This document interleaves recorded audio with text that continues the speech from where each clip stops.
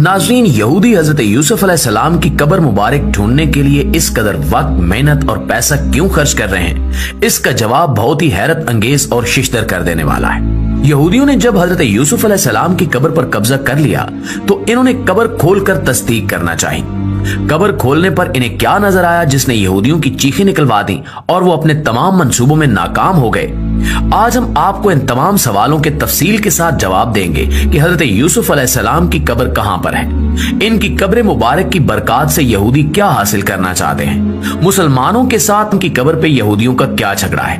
नाज़रीन, हजरत यूसुफ अलैहिस्सलाम बनी इसराइल के इब्तिदाई पैगंबरों में से हैं। हजरत यूसुफ अलैहिस्सलाम हजरत याकूब अलैहिस्सलाम के सबसे आखिरी से पहले नंबर वाले बेटे थे और हजरत याकूब अलैहिस्सलाम की आखिरी बीवी की औलाद से थे। हजरत यूसुफ अलैहिस्सलाम के 10 भाई सौतेली माओ से थे और एक ही भाई सगा था जो इनकी अपनी मां के बदन से पैदा हुआ और उनका नाम हजरत बिन्यामीन था। इनके सबसे बड़े भाई का नाम यहूदा था, जिसकी वजह से आज भी यहूदी कौम का नाम यहूदी ही लिया जाता है। हजरत याकूब अलैहिस्सलाम वो पैगंबर हैं जिनका लक़ब इसराइल था और इन्हीं की मुनासबत से यहूदी बनी इसराइल भी कहलाते हैं। नाज़रीन, हजरत याकूब अलैहिस्सलाम अपनी तमाम औलाद के साथ मौजूदा फलस्तीन, जिसे उस जमाने में किनान कहा जाता था, में रिहाइश पजीर थे। फितरी हसद और रकाबत और हजरत याकूब अलैहिस्सलाम के लाड प्यार की वजह से हजरत यूसुफ अलैहिस्सलाम के सौतेले भाइयों ने हजरत यूसुफ अलैहिस्सलाम को एक गैर आबाद कुएं में डलवा दिया, जहां से इन्हें एक तिजारती काफिले ने बचाया और इन्हें अपने साथ ले जाकर मिस्र में बतौर गुलाम फरोख्त कर दिया। ये सारा किस्सा कुरान करीम में हजरत यूसुफ अलैहिस्सलाम के नाम से मंसूब सूरह यूसुफ में मज़कूर है। मिस्र में बतौर गुलाम फरोख्त होने के बाद मुख्तलिफ मराहिल, कैदोबंद और आजमाइशों से गुजरते हुए हजरत यूसुफ अलैहिस्सलाम बिल आखिर मिस्र के फाइनेंस मिनिस्टर यानी वजीर खजाना जैसी पोस्ट पे तैनात हो गए और इन्हें अल्लाह रब्बुल इज्जत ने नबूवत भी अता फरमा दी। इसके बाद हजरत यूसुफ अलैहिस्सलाम ने अपने बाप और भाइयों को भी अपने पास बुला लिया और अल्लाह रब्बुल इज्जत ने हजरत यूसुफ अलैहिस्सलाम की उम्मत में हजरत यूसुफ अलैहिस्सलाम की बेतहाशा मोहब्बत भी पैदा कर दी। हजरत यूसुफ अलैहिस्सलाम बेहद हसीन व जमील थे और इन्हें नबी करीम सल्लल्लाहु अलैहि वसल्लम के हुस्न के निस्फ के बराबर हुस्न अता किया गया था। हजरत यूसुफ अलैहिस्सलाम की जब वफात हुई तब वो मौजूदा मिस्र में रिहाइश पजीर थे और इन्हें वहीं पे दफन किया गया। हजरत यूसुफ अलैहिस्सलाम की तदफीन पे इनके अकीदतमंदों और उम्मतियों के दरमियान इख्तिलाफ पैदा हुआ, क्योंकि हर शख्स चाहता था कि इन्हें उनके इलाके में दफन किया जाए ताकि इनकी बरकत से मुस्तफीद हुआ जा सके। बिल आखिर एक शख्स की तजवीज पर हजरत यूसुफ अलैहिस्सलाम को दरिया नील के दरमियान में एक संगे मरमर के ताबूत में रख कर दफन कर दिया गया ताकि इनकी बरकत दरिया नील के पानी के सबब पूरे मिस्र में हर जगह पहुंच सके। मिस्र में दरिया नील के पानी को आज भी बुनियादी हैसियत हासिल है। वक्त गुजरता गया और जब बनी इसराइल के दरमियान यहूदियों के सबसे बड़े पैगंबर हजरत मूसा अलैहिस्सलाम माबूस किए गए और इन्होंने बनी इसराइल को लेकर मिस्री फिरौन की हुकूमत से फरार होना चाहा और समंदर के किनारे पहुंचे, तो उस वक्त बनी इसराइल के लोगों ने कहा कि हजरत यूसुफ अलैहिस्सलाम ने इनसे एक वादा लिया था कि जब कभी बनी इसराइल मिस्र से फलस्तीन वापस जाएं, यानी किनान जाएं, तो इनके ताबूत को साथ लेकर जाएं। उस वक्त बनी इसराइल में से कोई शख्स भी नहीं जानता था कि वो ताबूत कहां दफन है, क्योंकि इस दौरान कई जमाने गुजर चुके थे और लोग हजरत यूसुफ अलैहिस्सलाम की कब्र के निशान को भूल चुके थे।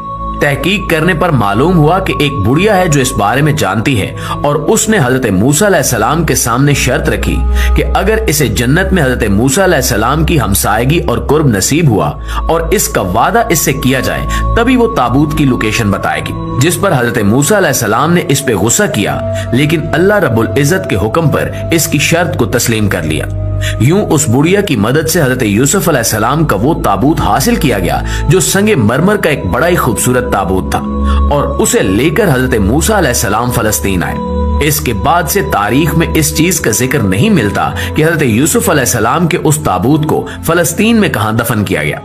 अगर हम मौजूदा मामले की तरफ आए तो फलस्तीन में एक शहर है जिसका नाम नाबलस है। नाबलस पे कब्जे के लिए फलस्तीनियों और यहूदियों के दरमियान 50 साल तक लड़ाई जारी रही और तकरीबन 2 दहाइयां कबल यानी 20 साल पहले यहूदियों ने नाबलस पर कब्जा कर लिया।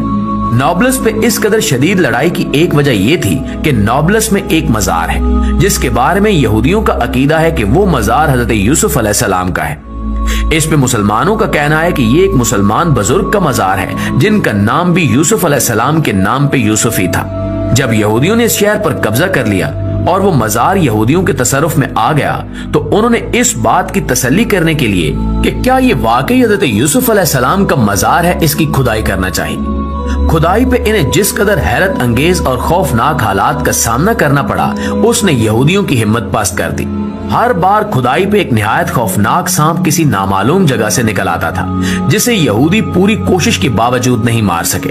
हार मानते हुए यहूदियों ने इस काम से हाथ खींच लिया, क्योंकि वो इस पे 50 साल तक जंग लड़ते रहे थे।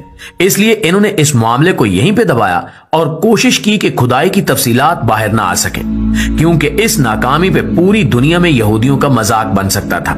इसके साथ साथ यहूदियों ने माहिरीन अर्जियात की खिदमात हासिल की, जिन्होंने कब्र की मिट्टी के नमूने लेकर बताया कि ये कब्र हजारों साल पुरानी नहीं है, बल्कि सिर्फ 200 से 250 साल पुरानी है। इससे मुसलमानों के दावे की तौसीक होती है कि ये कब्र वाकई किसी बुजुर्ग की है।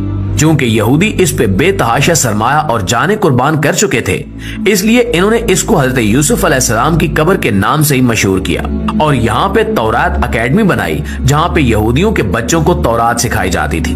बाद में इन्होंने इस मजार पे एक फौजी चौकी बना दी, क्योंकि इनका अकीदा है कि हजरत यूसुफ अलैहिस्सलाम की कब्र की बरकत से वो हर जंग में फतहयाब रहेंगे। हजरत यूसुफ अलैहिस्सलाम की कब्र के बारे में यहूदियों का ये अकीदा ही दरअसल यहूदियों के लिए इस कशिश का बायस है। इसी वजह से इन्होंने इस कदर लंबी और तवील जंग लड़के इस इलाके का कंट्रोल हासिल किया, लेकिन फिर भी ये अपने मकसद में नाकाम रहे। इस वक्त पूरी दुनिया में किसी को मालूम नहीं है कि हजरत मूसा अलैहिस्सलाम ने मिस्र से फलस्तीन वापसी पे फलस्तीन में किस जगह पे हजरत यूसुफ अलैहिस्सलाम के ताबूत को दोबारा दफन किया था। यहूदी अपने ताबूत सकीना की तरह हजरत यूसुफ अलैहिस्सलाम की कब्र मुबारक को भी तलाश कर रहे हैं, ताकि हर मैदान में अपनी फतह को यकीनी बना सकें। ताबूत सकीना, जिसमें हजरत मूसा अलैहिस्सलाम का जुब्बा, इनकी दस्तार मुबारक, इनकी नालैन मुबारक, इनका आसा मुबारक और दीगर अंबियाए कराम की निशानियां भी महफूज हैं, वो भी यहूदियों के लिए अकीदे की मजबूती का बायस है। इस ताबूत में हजरत सुलेमान अलैहिस्सलाम की अंगुश्तरी भी मौजूद है, जिनकी मदद से वो जिन्नात पे हुकूमत किया करते थे। ये तमाम चीजें यहूदियों के तबरुकात में शामिल हैं और ताबूत सकीना मुख्तलिफ अदवार में यहूदियों के पास आता और जाता रहा।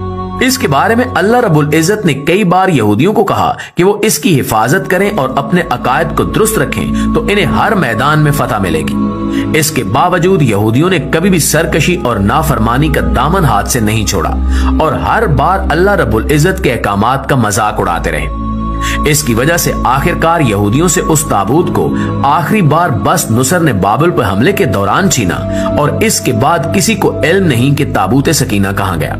अल्लाह ताला ने अपने आखिरी पैगंबर मोहम्मद मुस्तफ़ा सल्लल्लाहु अलैहि वसल्लम को दुनिया में मबूस कर दिया है, और जो इनके अहकामात और शरीयत की पैरवी नहीं करेगा और इस्लाम को कबूल नहीं करेगा, उसके लिए दुनिया और आखिरत दोनों में नाकामी